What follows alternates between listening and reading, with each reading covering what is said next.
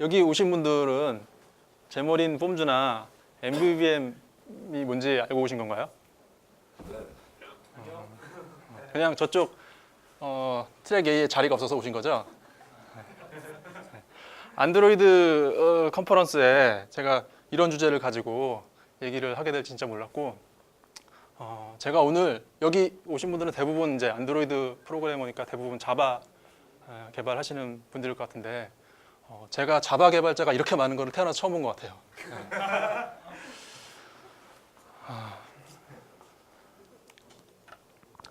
일단 안드로이드나 이런 자바 프로그래머들이 모이는 곳에 별로 이제 익숙하지 않은 낯선 저에 대해서 간단히 설명을 드리겠습니다.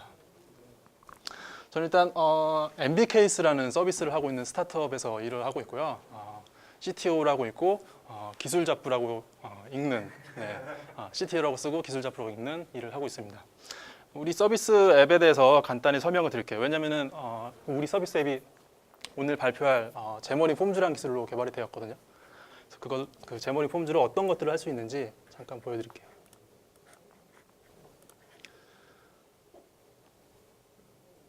이 버전은 지금 제 개발 중인 버전이기 때문에 오류가 발생할 수도 있습니다. 기본적으로 사진을 공유하는 서비스고요. 아무 사진이나 다루기보다는 어떤 특정 소장품 사진을 네트워크 레이텐시가 좀 있네요. 소장품 사진을 공유하고 이 소장품에 대해서 MB라는 버튼을 눌러서 호감도를 표시하면은 부럽다는 거죠. 그러면은 소장품 이름은 뭐고 얼마니까 너도 사, 이걸 알려주는 그런 서비스입니다. 아직 출시한 지 얼마 안 돼서 많이 알려지진 않았습니다. 이 서비스가 지금 오늘 발표할 주제인 제머린 폼즈라는 기술을 사용해서 개발되었습니다.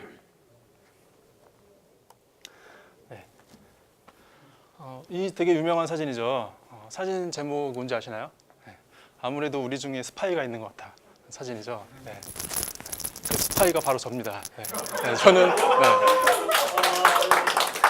저는 이 신성한 구글의 영지에 마이크로소프트가 개발한 기술을 가지고 스파이 활동을 하러 온 그런 개발자고요. 제가 지금까지 관심을 가지고 공부했던 언어들, 그리고 언어를 공부했던 시기, 그리고 현재 그 언어들에 대한 제 개인적인 관심도를 레이더 차트로 한번 만들어 봤는데요. 자바를 97년에 대학교 1학년 때 처음 접했고, 그때 굉장히 자바를 열렬히 사랑했습니다. 굉장히 재밌는 언어였고, C++가 해주지 못했던 굉장히 다양한 것들을 제공해줬죠. 그러다가 C샵이라는 언어를 2005년에 처음 접하게 됐는데, 이건 사실 자의적으로 한 것이 아니고 회사에서 C샵을 공부해라 해가지고 100% 타의에 의해서 C샵을 배우게 됐는데, C샵이 굉장히 매력적인 언어라는 걸 알게 되고, 그 이후로 발전 속도가 엄청 빨랐어요. 그래서 지금까지 아직도 굉장히 흥미롭게 사용하고 있고 계속 공부를 하고 있습니다.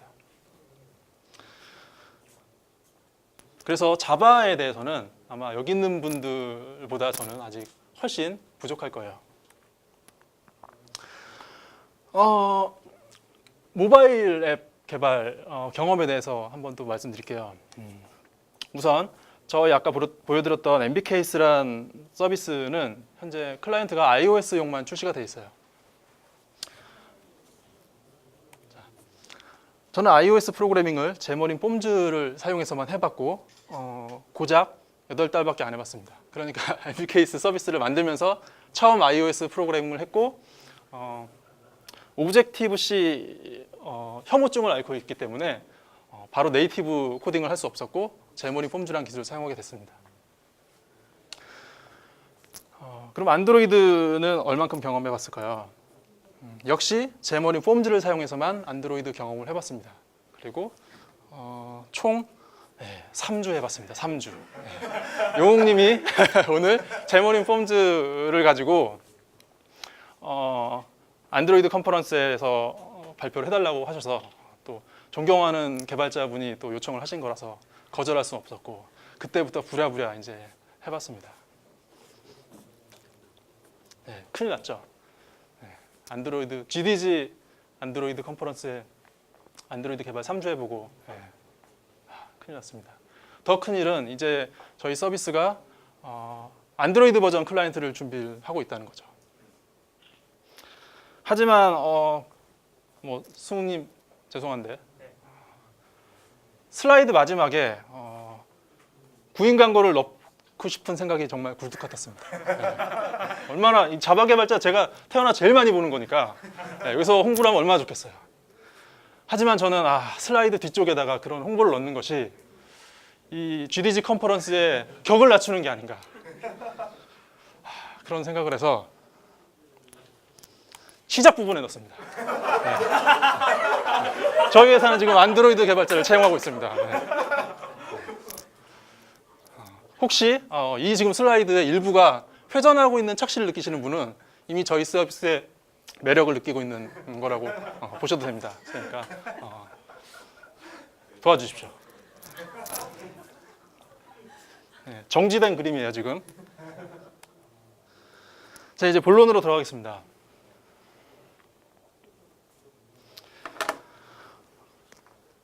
제머린이란 기술이 제가 알기로는 2012년 말에 처음 나온 걸로 알고 있는데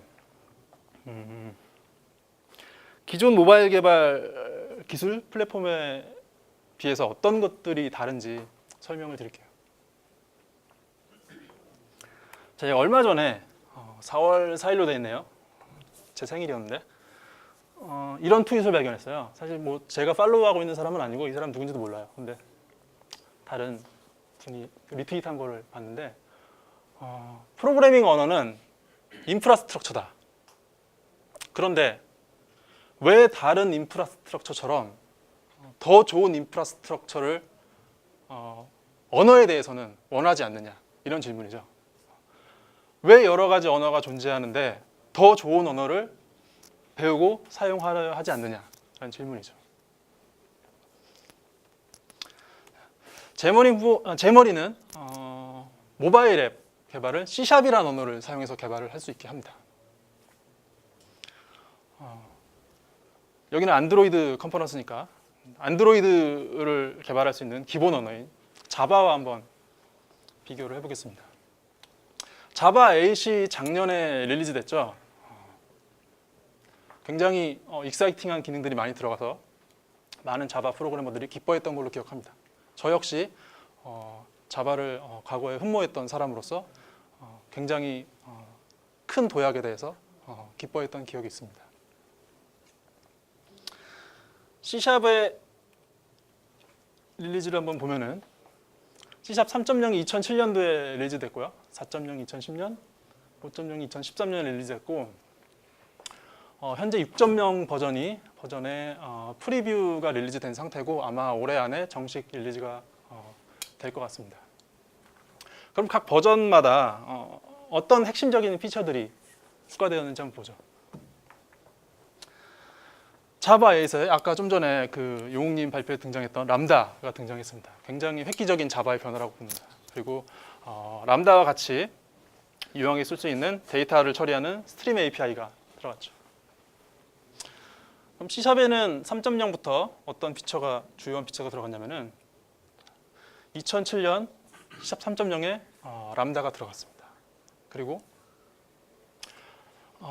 자바에서 아직 완성도가 그렇게 높지 않은 걸로 알고 있는데 익스프레션 랭귀지였나요? 뭐 그런 피처가 있는 걸로 알고 있는데 그것과 유사하면서 굉장히 완성도가 높은 익스프레션 트리라는 게 들어갔어요.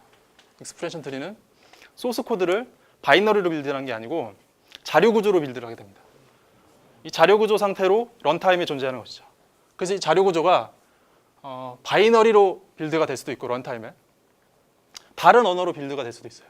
예를 들어서 C샵으로 작성된 코드가 SQL로 변경이 될 수도 있죠. 런타임에. 그리고 이 두 가지 기술을 바탕으로 링크라는 굉장히 혁신적인 데이터 처리 피처가 들어갔습니다. 아까 RX 발표에서도 잠깐 나왔었는데 보셨는지 모르겠네요. 마이크로소프트가 RX를 개발할 수 있었던 굉장히 중요한 이유 하나가 링크입니다. RX의 기반 기술 중에 하나거든요. 그리고 이제 뭐 별로 중요하진 않지만 오늘 주제에서는 4.0에는 C#은 굉장히 강력한 타입 기반의 언어지만 동적 타이핑을 할 수 있는 피처가 추가됐습니다. 그러니까 필요한 경우 뭐 코드 가독성이라든가 아니면 동적 언어의 인터로퍼레이션을 위해서 자바스크립트를 다루듯이 CR의 개체들을 다룰 수가 있어요. 그러니까 타입 검사, 뭐 메서드 호출, 파라미터 이런 것들을 런타임에 검사하는 거죠. 컴파일 타임에 검사하는 게 아니고. 5.0에도 굉장히 멋진 기능이 들어갔는데 언어 차원에서 비동기 코딩을 지원을 합니다. 그러니까 비동기 I/O나 뭐 멀티스레딩을 처리할 때 꼭 여러 개의 메서드로 나눠서 개발하거나 아니면은 뭐 람다를 사용하거나 하지 않고 굉장히 자연스러운 하나의 그 순차적인 코드를 작성하듯이 비동기 코드를 작성할 수 있어요. 오늘 주제하고는 뭐 크게 관련이 없기 때문에 그리고 오늘 제가 그 라이브 데모를 준비를 하겠는데 굉장히 심플한 데모를 준비했어요. 기술이나 뭐 패턴 자체가 낯선 개념이라 가지고 도대체 이런 걸 가지고 데모를 해도 되나 할 정도로 간단한 데모를 준비해서 사실 C샵의 저런 강력한 기능들은 사실 오늘은 좀 보여드릴 수 없을 것 같습니다. 자, 그리고 그 제머린이 처음 나왔을 때만 해도 네이티브 개발 플랫폼, 그러니까 네이티브 언어, iOS 같은 경우는 오브젝티브 C, 안드로이드 같은 경우는 자바. 그 언어를 사용하는 도구 말고는 대부분이 제 기억에 HTML5와 자바스크립트 기반이었어요. 그러니까 네이티브 애플리케이션을 만드는 게 아니고 하이브리드 애플리케이션을 만드는 거죠. 지금은 그런 하이브리드 애플리케이션의 성능도 굉장히 높아지긴 했지만 그 당시에는 아직까지 많이 미비한 상태였고 근데 제머리는 C샵으로 코딩을 하지만 그러니까 네이티브 언어를 사용하지 않지만 최종 결과물은 네이티브 결과물이 나옵니다. 그래서 네이티브 UI를 사용할 수 있고 네이티브 API를 그대로 접근할 수 있고요. 따라서 네이티브 성능을 낼 수 있습니다. 마치 요즘에 그 많이 열광들하는 리액트 네이티브랑 좀 비슷한 느낌이죠. 네. 자바스크립트랑 HTML 같은 걸 사용해서 태그, 마크업 랭귀지를 사용해서 개발을 하면은 이제 네이티브 코드로 빌드가 되는 것처럼. 그리고 또 하나 비주얼 스튜디오라는 아이디를 사용할 수 있습니다. 요즘에 아이디가 굉장히 뭐 이제 MS 진영 아니라도 아이디가 굉장히 발전하고 있어서 뭐 이런 얘기 있죠. 뭐 요즘에 젯브레인, 뭐 인텔리제이를 개발하고 있는 젯브레인은 외계인을 갈아놓고 있다. 네, 그런 얘기를 하죠. 그래서 무슨 뭐 외계인의 인권을 지켜야 된다. 뭐 이런 사람들이 얘기를 하고요. 네. 근데 그런 외계인들이 힘을 써도 아직까지 지구인이 만든 비주얼 스튜디오를 능가하지 못하고 있습니다. 제가 마이크로소프트 기반 기술을 사용하고는 있지만 사실 그 마이크로소프트를 막 빠르다니 저급한 네. 막 이렇게 맹목적으로 추정하고 이런 사람은 아니에요. 아닌데 비주얼 스튜디오만큼은 마이크로소프트 프로덕트 중에 굉장히 정말 가치가 높고 완성도 높은 소프트웨어가 아닌가 하고 생각을 하고 있습니다.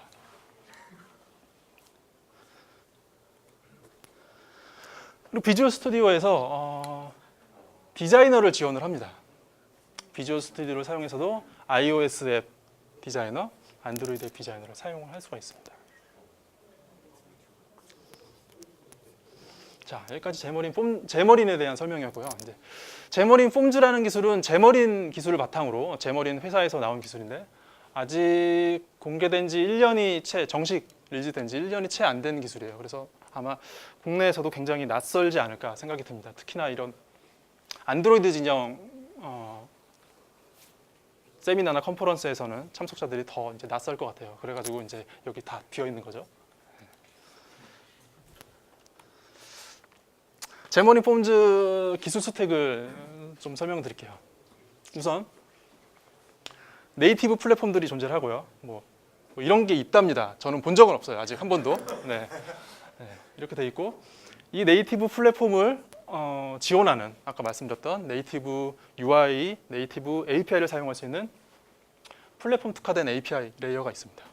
이 레이어는 거의 성능 손실을 유발하진 않아요. 거의 래퍼 수준이기 때문에, 그렇기 때문에 제머린 사용해서 개발했을 때 네이티브 퍼포먼스를 이제 취할 수 있는 거죠. 이 기술을 바탕으로 이제 소프트웨어 개발자들은 자신의 응용 프로그램의 논리들을 구현을 할 겁니다. 논리만 있으면 되지 않죠. 사용자와 소통할 수 있는 프레젠테이션 레이어가 있어야 됩니다. 이 프레젠테이션 레이어를 제머린 폼즈는 크로스 플랫폼 네이티블리 백 투 UI라는 레이어를 제공해서 처리를 합니다. 이 레이어는 뭐냐면은 어떤 플랫폼을 사용하는지 무관하게 동일한 코드를 작성하면은 빌드되는 타겟 플랫폼에 따라 타겟 플랫폼의 UI, 네이티브 UI를 사용해서 구현을 해내는 거죠. 쉽게 말해서 iOS 앱을 개발할 때도 안드로이드 앱을 개발할 때도 전설의 플랫폼을 개발할 때도 동일한 코드를 사용할 수 있다는 겁니다.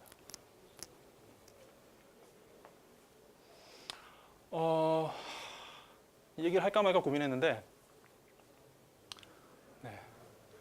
사실 이 부분이 좋은 점만 가지고 있지는 않아요. 그러니까 크로스 플랫폼이라는 지상가지를 수행하기 위해서 성능적인 손실을 좀 감수하고 있어요. 근데 다행스러운 거는 아직까지 제머린 폼즈란 기술이 나온 지 1년도 안 된 성숙도를 가지고 있고, 그리고 굉장히 바쁘게 업데이트가 되고 있어요. 그래서 제가 처음 제대로 접했던 시기인 작년 9월 정도, 8월 때보다 지금 성능이 많이 올라갔어요. 그래도 아직까지는 이제 네이티브 성능을 완전 따라가지 못했죠. 하지만 굉장히 빠르게 작업을 하고 있고 언젠가는 갭이 또 많이 좁혀질 거라고 봅니다. 그러니까 제머린 폼즈를 사용했을 때 취할 수 있는 퍼포먼스가 저희 앱에서 나오고 있다고 보시면 돼요. 그러니까 제가 얘기하고 있는 퍼포먼스 손실을 감안하더라도 저희 앱이 구동되는 정도의 성능은 낼 수 있다는 거죠.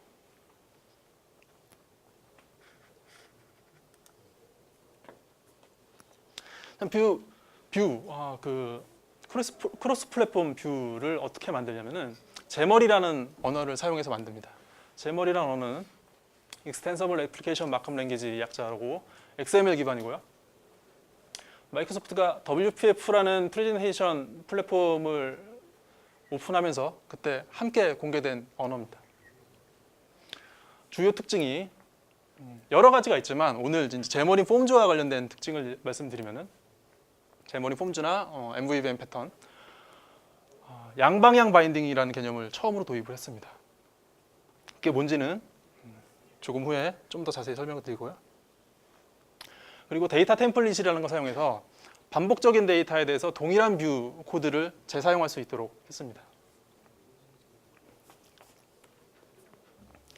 자, 이게 제멀 코드 예인데요.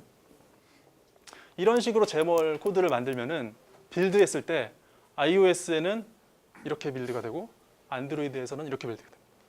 이거는 HTML5나 자바스크립트를 사용하는 게 아니고 네이티브 UI를 사용하는 방식이죠.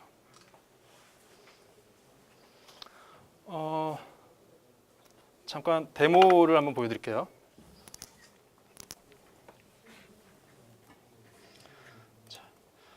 제가 데모를 준비했는데 혹시 뭐 시간이 모자라거나 데모하다가 코드가 말릴 가능성을 대비해서 제가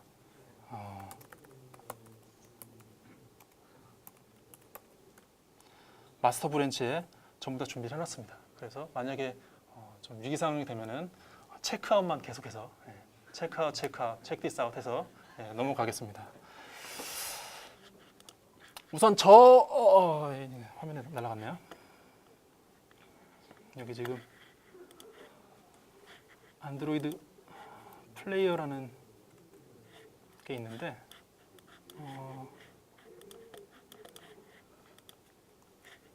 뭔가 문제가 생긴 것 같죠?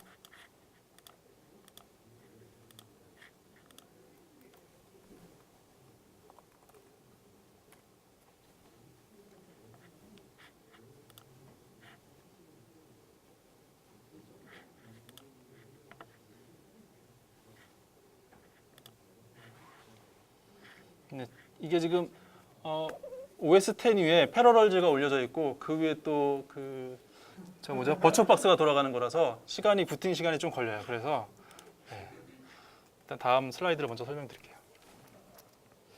이렇게 제머를 사용해서 UI를 디자인할 수 있고요.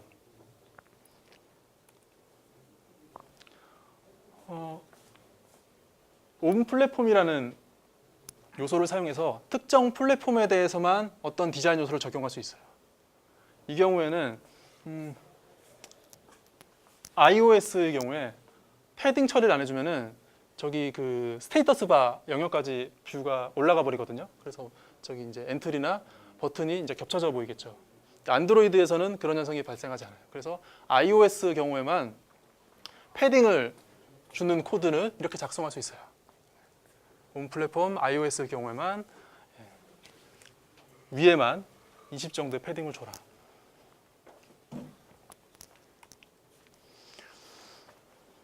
네. 이렇게 제머린 폼즈에 대해서 간단히 설명을 드렸고, 다음 제머린 폼즈에서 사용할 수 있는 디자인 패턴인 모델 뷰 모델이라는 패턴에 대해서 설명을 드리겠습니다. MVVM 패턴은 2005년 존 고스먼이라는 마이크로소프트의 아키텍트가 블로그에 처음 공개를 했고요. MVC 패턴의 일종입니다. 그리고 주요한 역할은 프리젠테이션 레이어에서 정말 프리젠테이션 요소들과 프리젠테이션의 논리를 분리시키는 역할을 해요. 그리고 그 기반 기술은 투웨이 바인딩입니다. 양방향 바인딩. 그러니까 양방향 바인딩이라는 확실한 기술이 있기 때문에 이 프레젠테이션 플랫폼과 프레젠테이션 로직을 분리시킬 수 있는 거예요. 둘 간의 연결을 투웨이 바인딩이라는 강력한 기술을 사용해서 처리를 하는 거죠. 그렇기 때문에 믿고 뷰 모델이라는 것을 작성해도 이제 문제가 발생할 가능성이 적은 거죠. MVVM 패턴을 얘기하면서 취할 수 있는 이득 중에 테스터빌리티를 빼면은 굉장히 바보 같은 일입니다. 왜냐하면은 뷰 모델은 프레젠테이션 레이어에서 프레젠테이션 논리와 상태만 분리를 해내는데, 이것이 가지는 장점이 뭐냐면은 뷰 플랫폼에 종속적이지 않다는 거예요. 그렇기 때문에 코드를 단위 테스트하기가 정말 쉽죠.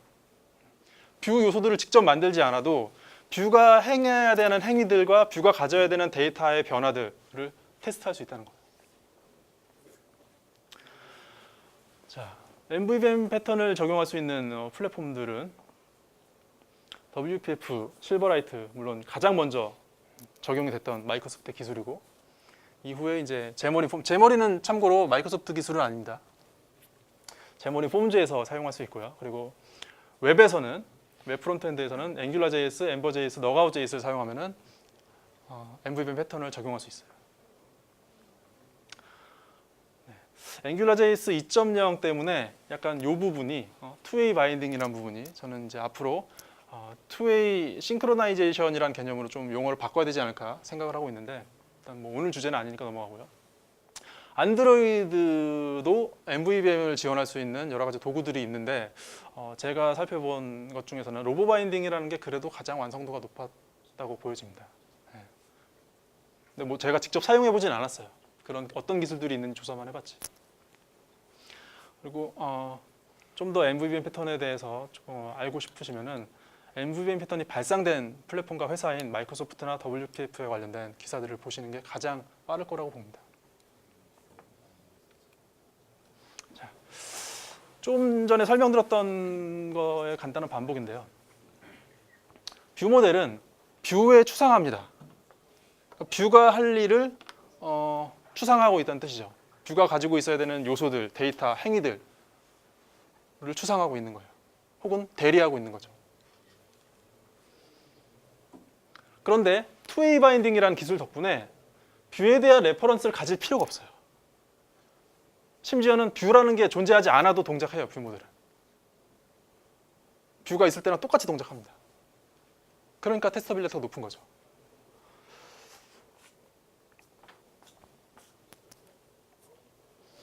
MVVM 패턴을 사용했을 때 애플리케이션의 구조는 보통 이렇습니다. 모델 레이어에는 비즈니스 논리와 데이터가 있고요. 뷰 모델이 프레젠테이션 로직을 담당하면서 모델과 의사소통합니다. 그리고 투웨이 바인딩을 통해서 뷰 레이어에 필요한 프레젠테이션 로직과 프레젠테이션 데이터를 제공을 하죠.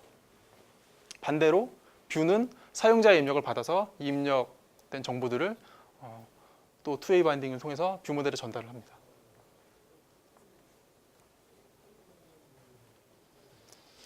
자, 유닛 테스팅에 대해서 잠깐 얘기를 해볼게요. 테스팅은 굉장히 여러 가지 종류가 있죠. 그 중에서 이제 유닛 테스팅, 단위 테스트에 대해서 좀 얘기를 해보면은 이런 장점들이 있습니다. 굉장히 쌉니다. 싸다는 거는 사용되는 리소스가 적고 굉장히 빠르다는 거죠. 못해도 통합 테스트, UI 테스트, 실제 이제 앱을 띄워서 하는 테스트에 비해서 적어도 10배 이상은 빠릅니다. 보통 수십 배 이상 빠르고요. 테스트가 빠르다는 거는 프로그래머에게 테스트를 장려하는 효과가 있어요. 아까 정숙님 세션에도 비슷한 얘기가 나왔던 걸로 좀 기억을 하는데, 테스트가 느리면은 테스트하기 싫어요. 프로그래밍 하다가 빨리 막 개발해야 되는데 언제 테스트 막 돌리고 있어. 막 하나 테스트 케이스 하나 1초씩 걸려 하면 짜증나죠. 근데 보통 단위 테스트는 보통 수십 밀리세컨드에서 처리가 됩니다. 간단한 테스트는 훨씬 더 빠르게 되죠.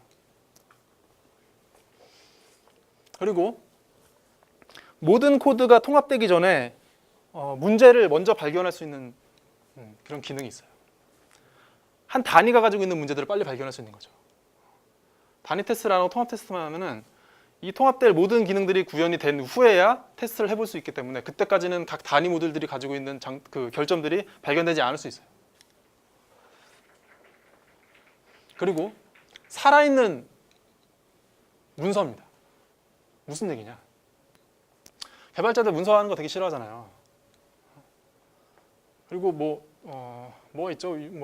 UML 저도 옛날에 굉장히 좋아했긴 했습니다만 요즘에 UML 많이 쓰나요? 사실 UML 작성해도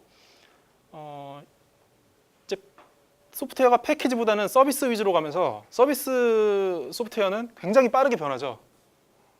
패키지는 버전별로 릴리즈 주기가 1년, 2년 이렇게 돼도 상관없지만 서비스 소프트웨어는 굉장히 빠르게 변하죠. 이렇게 빠르게 변하는 코드를 계속 문서와 동기화하는 작업, 생각만 해도 끔찍합니다. SI 현장에서도 사실 제가 봤을 땐 그래요. 정말로 잘 사용하는 분들도 있겠지만 UML의 목적은 제가 봤을 땐 있습니다. 우리가 무엇을 하고 있는지 그들이 모르게 하는 수단. 그게 UML 아닌가요? 좀 과장한 거예요. 네, UML 저도 좋아해요. 그리고 디자인 하나의 테스트 케이스는 하나의 디자인 요소라고 볼 수 있어요. 프로그래머 작성할 때 머리보다 손이 빠르면 안 되잖아요. 그죠? 머리로 먼저 생각을 하고 생각한 거를 코딩을 해야 되니까. 그럼 생각한 거를 어딘가는 기록을 해놔야 되잖아요. 물론 이제 프로덕션 코딩하는 게 기록일 수 있지만 그게 나중에 수정될 수도 있고 지금 작성을 하면서도 내가 생각한 거랑 맞는지 아닌지 검증해 줄 수가 없죠. 이 디자인에 대한 테스트를 작성하는 것은 바로 디자인을 코드로 남겨놓는 거예요. 기록하는 거죠. 이 부분은 데모를 통해서 좀 더 얘기될 수 있을 것 같아요. 단점이 뭐냐? 잘 알려진 통합 에러. 각 단위 모듈들이 합쳐졌을 때 각 단위 모듈들 스스로는 오류가 없다고 해도 그것들이 합쳐졌을 때는 오류가 또 발생할 수 있어요. 그런 오류들은 단위 테스트는 검증하지 못하고요. 또 시스템 레벨 에러. 특정 플랫폼에서 발생하고 있는 문제로 인한 이슈들 이런 것들은 그 플랫폼과 결합되기 전에는 발견되지 않죠. 이런 단점이 있어서 단위 테스트만 충실히 한다고 소프트웨어의 품질을 보장할 수 있다 이런 건 아닙니다. 또 하나 유저 인터페이스에 대한 테스트를 작성할 수가 없어요. 사실 이제 MVVM 패턴이 나오니까 작성할 수 없다기보다는 작성할 수 어렵다가 되겠죠. 네. MVVM 패턴은 뷰 모델과 2A 바인딩을 통해서 뷰 UI 엘리먼트들과 프레젠테이션 로직을 분리하기 때문에, 그리고 뷰 모델 레이어가 뷰 레이어에 대한 참조를 가질 필요가 없기 때문에 어떤 특징들이 나타나냐면은 뷰에 대한 참조가 없고요. 라이프 사이클에 대한 제약이 없어요. 뭐 에뮬레이터라든가 이런 것들이 필요 없어요. 뷰 엘리먼트들은 일단 그 특정 플랫폼이 기동되고 나서 그 플랫폼 위에 만들어져야 되는데, 뷰 모델은 그럴 필요가 없어요. 언제든지 만들 수 있어요. 그렇기 때문에 뷰 모델은 테스터블합니다. 여기서는 테스터블하다는 거는 이제 단위 테스트가 가능하다는 거죠. 통합 테스트는 뭐 뷰도 가능하니까요.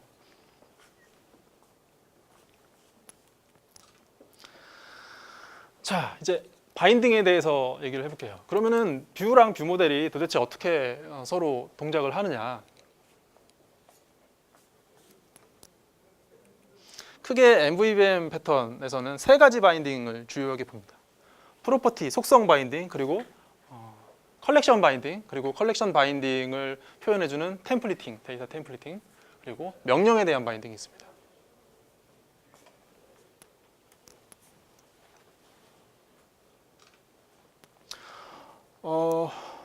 시간 관계상 아무래도 제가 데모를 다 보여드리는 건 힘들 것 같고, 마지막에 한 가지 케이스에 대해서만 보여드릴게요. 이런 입력 필드 같은 경우는 입력 필드 하나만 봤을 때는 하나의 값을 다루죠. 하나의 값, 문자열, 하나 문자열. 이런 문자열을 뷰 모델의 속성으로 표현할 수 있어요. 뷰 모델의 문자열 형식의 네임 엔트리라는 속성을 만들어 놓고 이 엔트리, 텍스트를 입력하는 엔트리와 바인딩을 시키는 거죠. 바인딩 구문은 이렇습니다. 그러니까 여기 바인딩이라는 예약을 쓰고요. 그 다음에 네임 엔트리라는 뷰 모델이 가지고 있는 속성 이름을 정해주면은 이 엔트리가 가지고 있는 텍스트라는 UI가 가지고 있는 속성과 뷰 모델이 가지고 있는 네임 엔트리라는 속성을 바인딩 시켜줘요. 어느 한쪽이 변경되면 다른 쪽도 같이 변경되는 거 보장해 주는 거죠. 그러니까 UI에서 뭔가 변경이 일어나면은 뷰 모델에도 그것들이 같이 동일하게 변경된다는 것을 보장할 수 있어요. 그리고 컬렉션. 자, 이 부분이 이제 데이터 목록을 보여주는 부분인데, 이 부분에 대해서는 단일 속성을 바인딩하는 게 아니고 데이터 컬렉션을 노출하는 속성을 바인딩을 합니다. 자, 유저즈라는 속성은 복수죠. 이름도 복수형이죠. 여러 개의 유저 데이터를 가지고 있는 컬렉션을 노출하는 속성이에요. 이런 속성을 리스트 뷰가 가지고 있는 아이템즈 소스, 아이템 소스가 아니죠. 아이템즈 소스. 여러 개의 데이터를 받아들이겠다는 뜻이죠. 저 아이템즈 소스 속성과 뷰 모델이 가지고 있는 유저즈 속성을 바인딩 시켜줍니다.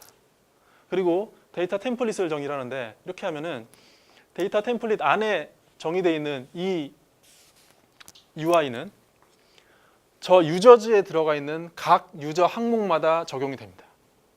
그러니까 유저즈에 보시는 것처럼 3명의 사용자가 등록이 되어 있다면 이 UI가 3번이 반복돼서 보여지는 거죠.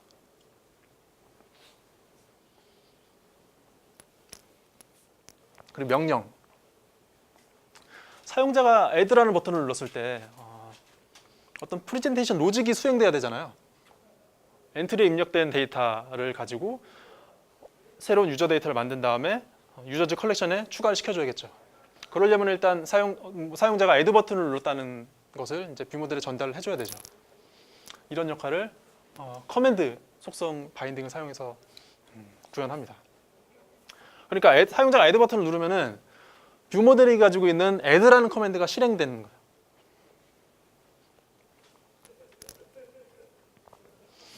또 하나 이제 바인딩에서 중요한 부분이 이벤트입니다. 자바에는 없는 부분이기 때문에 좀 어려우실 수도 있는데, 이벤트라는 거는 이벤트를 가지고 있는 개체가 외부에게 어떤 신호를 보내는 거예요. 예를 들어서 뷰 모델이 가지고 있는 어떤 속성이 변경됐다. 그러면은 이 속성이 변경된 거를 알려줘야지만 2A 바인딩이 이것을 감지하고 뷰 요소에 있는 특정 속성을 변경을 같이 동기화를 시켜주는 거죠. 이벤트도 바인딩과 마찬가지로 세 가지로 볼 수 있어요. 각 바인딩에 대응되는 이벤트들이죠.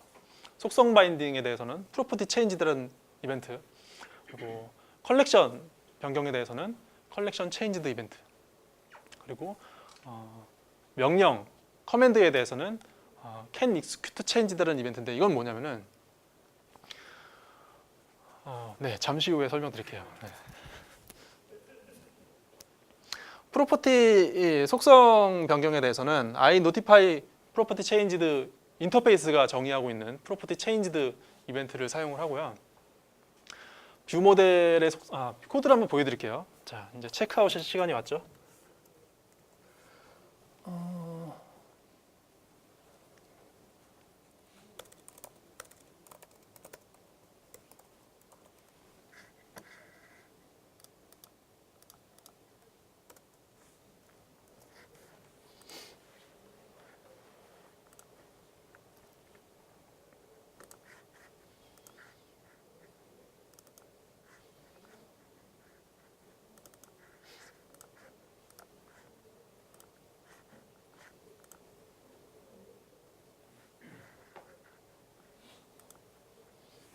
네, 이 부분인데요. C# 구문이 좀 익숙하지 않으실 수도 있겠습니다. 속성을 설정할 때 자바도 set 뭐뭐뭐, get 뭐뭐뭐라는 메서드를 사용해서 프로퍼티라는 걸 구현을 하죠. 단넷에서는 C샵에서는 언어 차원에서 이런 세터와 게터를 묶어주는 멤버가 있는데, 그 멤버를 속성이라고 부릅니다. 세터와 게터가 있으면은 자연스럽게 이 세터와 게터가 다루는 또 속성 백킹 필드가 있겠죠. 이 백킹 필드가 위에 언더바 네임 엔트리라는 필드로 정의되어 있고, 저 세터에서, 게터는 뭐 자바에서 보듯이 그냥 리턴을 합니다. 근데 세터 같은 경우는 직접 네임 엔트리 필드에 밸류를 넣는 게 아니고 set property라는 메서드를 사용해서 설정을 합니다. 이 set property가 어떻게 생겼냐면은, 이 메인 뷰 모델이라는 녀석이 뷰 모델이라는 클래스를 상속받고 있죠. 이 뷰 모델이라는 클래스가 정의하고 있는데, 죄송합니다.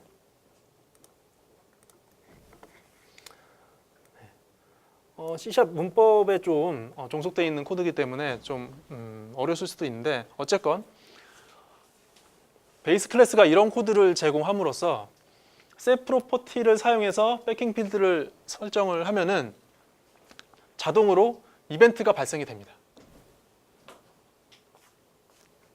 자, 이벤트가 잘 발생되는지 확인하는 테스트 코드가 있는데, 사실은 신나고 재밌는 TDD로 원래 라이브 코딩을 하려고 했는데 시간이 너무 부족해가지고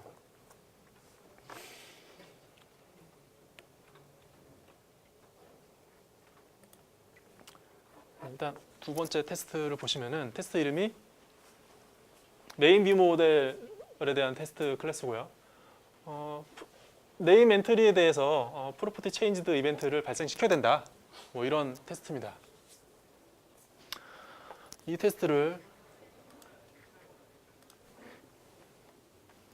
실행시키면은 테스트가 성공하는데요. 성공 여부를 판단하는 부분이 이 부분입니다. 뷰 모델이 네임 엔트리란 속성에 대해서 프로퍼티 체인지드 이벤트를 발생시켜야 된다.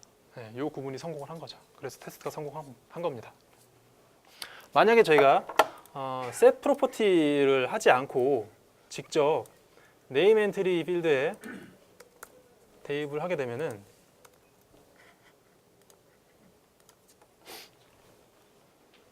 테스트가 실패하죠. 실패 메시지는 보시면은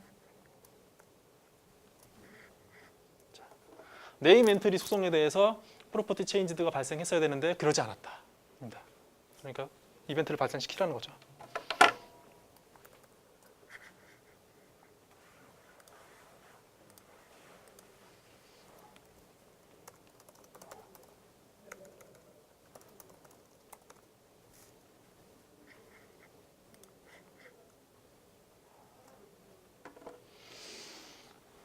자, 이런 방식으로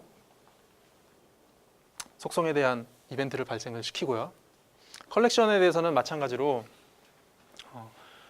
컬렉션에 새로운 요소가 추가되거나 삭제되면은 컬렉션 체인지드라는 이벤트를 발생시켜야 돼요. 근데 이거는 이 이벤트를 발생시키는 거는 좀 더 간단한데 발생시키는 코드만 보여드리겠습니다.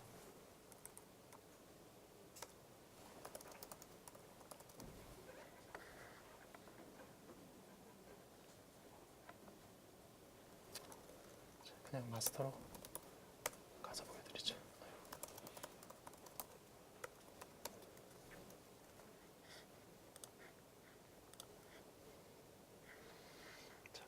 유저즈라는 속성을 정의할 때 단넷이 제공해주는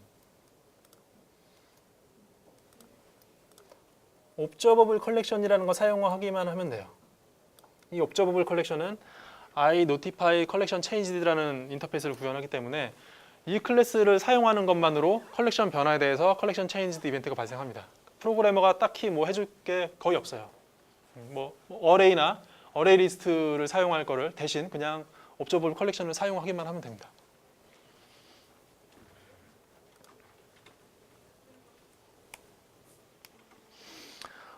그리고 커맨드 바인딩에 대해서는 원래 이제 데모를 보여드리려고 했던 거는 이제 저 엔트리가 비어 있을 경우에는 애드 메서드가 동작하지 않도록 비활성화시키는 데모를 준비했었는데 시간 관계상 보여드릴 수 없을 것 같고요. i 커맨드 인터페이스가 can execute라는 메서드와 can execute changed라는 이벤트를 정의를 하고 있어요. 그리고 저 인터페이스를 구현하고 있는 커맨드라는 클래스를 또 제머리를 제공을 하고 있죠. 그러니까 이 부분에 대해서도 뭐 많은 신경을 쓰지 않아도 돼요. 개발자는. can execute는 지금 명령을 실행할 수 있는지 없는지 여부를 반환합니다. 불린 값을 반환을 하죠. 그래서 반환 값이 false면은 저 요소를 disable 시키고 true면은 enable 시킵니다. 그리고 이 변화에 대한 체크는 can execute changed 이벤트가 발생할 때마다 하는 거예요. 데모 코드에서는 어떻게 했었냐면은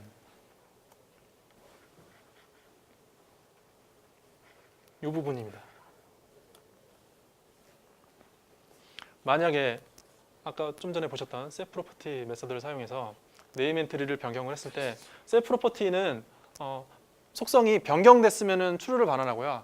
기존 속성과 새 값이 같으면은 false를 반환합니다. 그래서 만약에 true일 경우에는 add 버튼에 대해서 add 명령에 대해서 change can execute changed 이벤트를 발생시키는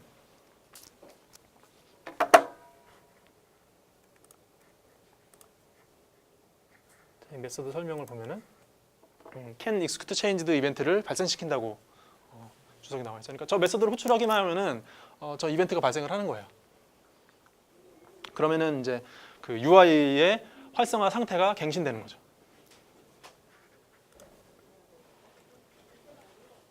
네, 굉장히 숨가쁘게 달려왔습니다. 일단 요약은 생략을 할게요. 생략을 하고 지금 시간이 5분 정도 남았는데 질문 있으면은 질문을 받는 시간을 갖겠습니다. 네. 기존에 안드로이드나 iOS가 될 수 있을 텐데 화면의 일부를 조작을 하는 라이브러리가 있을 경우에 제머리 폼즈에서 그 라이브러리를 플랫폼 특화된 라이브러리를 쓸 수가 있는지. 서드 파티 라이브러리 말씀하시는 건가요? 서드 파티든 뭐 그렇죠. 서드 파티 되겠죠. 우선 제머린 그 홈페이지에 있는 문서 다큐멘테이션을 보면은 가능하다고 나와 있습니다. 그런데 그 난이도가 얼마나 될지는 저도 사실 아직까지 그 수준까지는 해보지 않아서 얼마나 번거로울지 굉장히 쉽게 될지는 잘 모르겠습니다. 하지만 그 네이티브 코드와 인터로퍼레이션 할 수 있는 방법이 있다고 다큐멘테이션이 나와 있습니다. 네, 또 다른 질문 있으신가요? 네. 제머린 홈스에서 새로운 네이티브 안드로이드라든가 새로운 버전이 나왔을 때 얼마나 빨리 되나요? 매우 빨리 되는 편이에요. 솔직히 안드로이드는 잘 모르겠고요. iOS 같은 경우는 iOS 이제 베타 버전이 나오면은 베타 버전이 정식 릴리즈가 되기 전에 업데이트가 먼저 이루어집니다. 혹시 그 제머린이라는 회사는 탄탄한가요? 왜냐하면 제가 그 옛날에 모아이라는 유아로 만든 플랫폼 크로스 플랫폼을 써봤는데 네. 2012년 말에 갑자기 얘들이 업데이트를 못하겠다고 그러더라고요. 왜냐면은 자기도 먹고 살아야 돼서. 한 가지는 제가 말씀드릴 수 있을 것 같아요. 마이크로소프트가 아까 저 플랫폼 있었죠?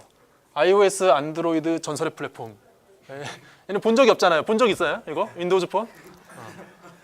그러다 보니까 마이크로소프트가 굉장히 지원을 많이 하고 있어요. 제머리는. 마이크로소프트 빌드 행사나 이런 곳에 꼭 요즘에는 작년, 재작년부터 제머린 세션이 빠지지 않고요. 그리고 공식적으로 사실 제머린이란 회사에 전신이 된 프로젝트가 있어요. 모노란 프로젝트인데 사실 C샵과 .NET 프레임워크는 마이크로소프트 기술에 굉장히 오래 갇혀 있었죠. 갇혀 있었지만 수단이 아예 없었던 건 아니에요. 모노라는 프로젝트가 있었고 그 프로젝트를 통해서 리눅스나 OS X에서도 C샵, .NET을 구동할 수 있었어요. 실제로 저는 2010년에 어떤 정부기관 SI 프로젝트에서 ASP.NET으로 개발을 했는데 프로젝트 만기 며칠 전에 갑자기 플랫폼 OS가 리눅스로 바뀌어지는 신기한 기적을 경험하면서 부랴부랴 이제 모노를 적용해봤는데 성공적으로 런칭이 됐습니다. 그러니까 예전부터 모노 프로젝트가 있었기 때문에 뭐 성능이라든지 이런 이슈는 물론 있었겠지만 .NET과 C# 코드가 윈도우즈 플랫폼이 아닌 곳에서 구동이 되긴 했어요. 근데 당시에는 모노 프로젝트 사이트에 가면 어떤 글귀가 있었냐면은 우리는 마이크로소프트로부터 어떠한 지원도 받지 않았습니다 라고 돼 있었어요. 그러니까 굉장히 뭐 힘들다는 거죠. 근데 지금은 사정이 많이 바뀌어서 이 모노 프로젝트 기반으로 제머린이라는 회사가 설립되고 마이크로소프트가 모바일에서 굉장히 고전하면서 둘이 이제 서로 굉장히 좋은 상생 관계를 맺게 됐다고 보고 있어요. 네, 또 질문 있으신가요?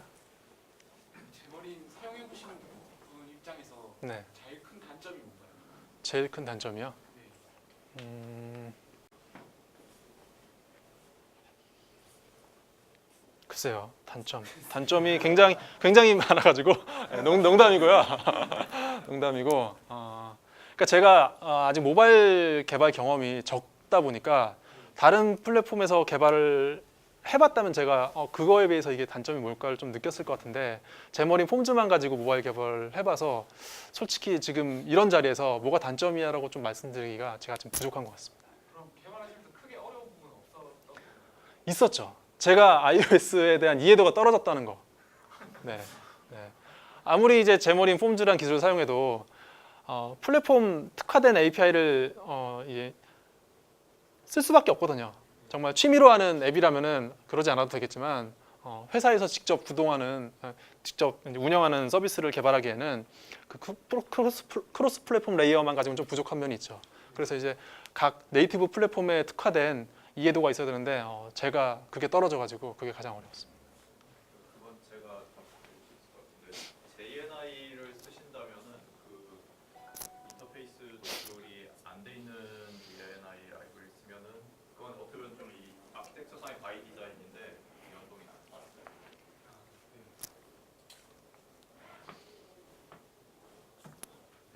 네, 시간이 다 된 것 같습니다. 그럼 여기서 제 세션 마무리하겠습니다. 감사합니다.